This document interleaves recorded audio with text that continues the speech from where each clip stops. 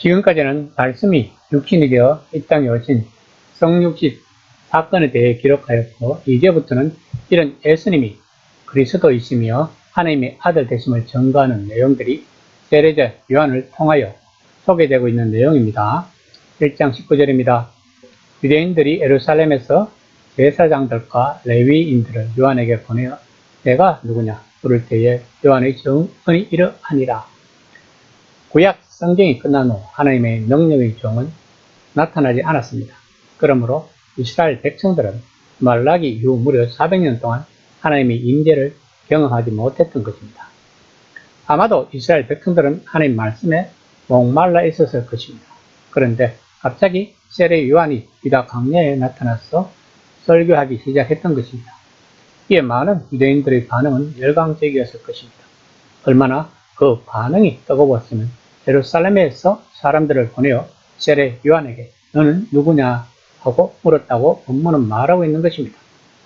왜냐하면 그 당시 자칭 메시아라는 사람들이 반응이 있었다고 합니다. 이들은 사회를 동요시킬 수가 있었기 때문에 유대 지도층들은 이런 자들을 감지하였던 것입니다. 그런데 세례 요한은 그들이 보기에 개박한 행동을 일삼았던 것입니다. 구약 성경에는 예언자가 등장하여 사람들을 물에 빠뜨릴 거라고 한 적이 없었는데 세례 요한은 사람들을 요단강에서 그런 일을 하고 있었던 것입니다. 그러나 세례 요한의 대답은 자신은 그리스도가 아니라고 합니다. 1장 21절입니다. 또 묻되 그러면 누구냐? 내가 엘리야냐? 이르되 나는 아니라. 또 묻되 내가 그 선지자냐? 대답하되 아니라. 수백 년 동안 유대인들은 위대한 예언자 엘리야가 크고 두려운 여호와의 날 전에 돌아올 것이라는 성경 말씀을 읽어왔습니다. 엘리야는 성경에서 평범하게 죽지 않고 곧장 하늘로 올라갔다고 했습니다. 그러므로 이제 그가 돌아와 하나님의 새로운 날을 알릴 것이라고 많은 사람들은 믿고 있었던 것입니다. 그러나 엘리야만이 위대한 예언자는 아니었습니다. 예수님 시대에는 대부분의 사람들이 엘리야를 모세 다음 서열에 두었다고 합니다. 신명기 18장 15에서 18절까지 해서 하나님은 모세 같은 선지자를 세워 백성들을 인도하겠다고 약속하십니다. 예수님 시대에는 사람들이 이 사람, 즉 장차 올 모세 같은 선지자를 기대하고 있었던 것입니다. 그러나 세례 요한의 대답은 자신은 아니라고 합니다. 1장 23절입니다. 이르되 나는 선지자 이사야의 말과 같이 주의 길을 곱게 하라고 광야에서 외치는 자의 소리로라 하니라. 이사야 40장 3절입니다. 외치는 자의 소리여 가로되 너희는 광야에서 여호와의 길을 예비하라. 사막에서 우리 하나님 대로를 평탄케 하라고 했습니다. 이 말씀은 유대 백성들이 바벨론 포로에서 돌아오는 것을 예언하는 말씀입니다. 포로가 되어 갔던 유다 백성들이 돌아올 때 하나님의 사자가 와서 길을 닦아놓고 이 길로 오라고 소리치면서 백성들을 인도하는 것입니다. 예수님 당시 사람들은 이방 세계의 포로가 되어 있었다고 생각하고 있었다고 합니다. 다시 말하면 진정한 이스라엘의 회복이 아니었다고 생각하고 있었다고 말합니다. 그러므로 세례 요한이 말하고자 하는 것은 진정한 이스라엘을 회복시키기 위해 오시는 분을 자신은 지금 준비하고 있다고 말하고 있는 것입니다. 세례 요한의 사역 중에서 가장 특이한 것은 회개하는 사람들에게 물로 세례를 주는 것이었습니다. 구약에서 신약에 이르기까지 이런 세례를 주는 사람은 아무도 없었다고 합니다. 이것은 세례 요한의 아주 특이한 사역이었고 그래서 그를 세례 요한이라고 부르는 것입니다.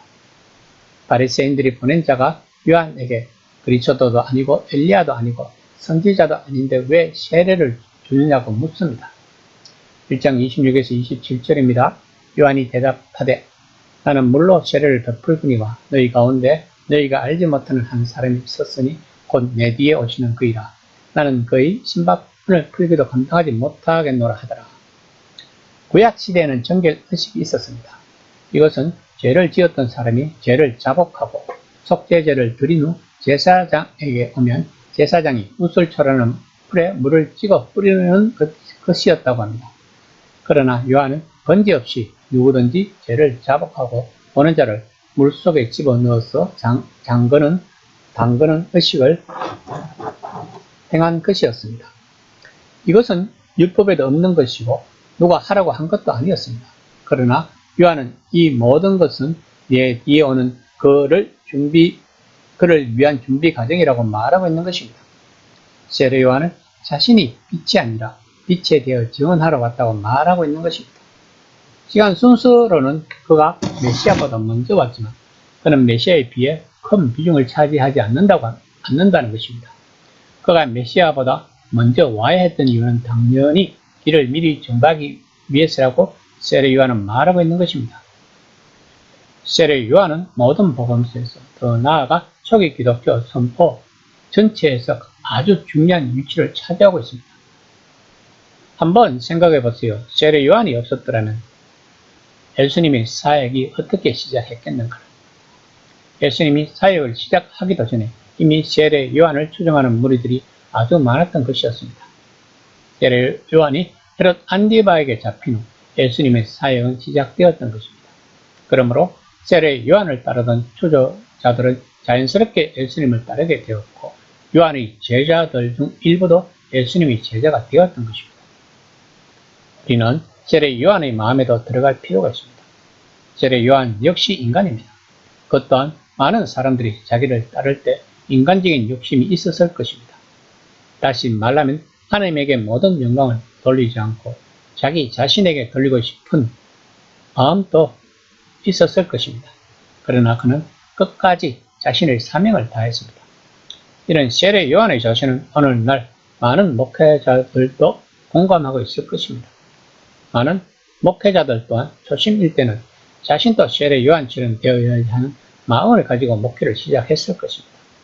그러나 목회를 거듭할수록 자신의 명성이 높아지고 자신을 추종하는 성도들이 많아지면 자신도 모르게 그 영광을 하나님께 돌리지 않고 자신이 취하고 있다는 것입니다. 그래서 많은 대형교회 목회자들은 마치 교황처럼 행세하고 있는 실정인 것입니다. 바울 또한 우리는 우리를 전파하는 것이 아니라 오직 그리스도 예수의 주 되신 것과 또 예수를 위하여 우리가 너희 종 된 것을 전파함이라고 고린도후서 4장 5절에서 말했습니다. 이처럼 우리들은 세례 요한처럼 나는 한낱 소리일 뿐이다 하고 말한 그의 겸손과 참된 위대함이 가질 필요가 있습니다. 이 시간 만약 내가 세례 요한처럼 추종하는 사람들이 많고 능력이 많으면 요한처럼 그렇게 할 수 있을까를 한번 생각해 보는 시간이 되었으면 합니다.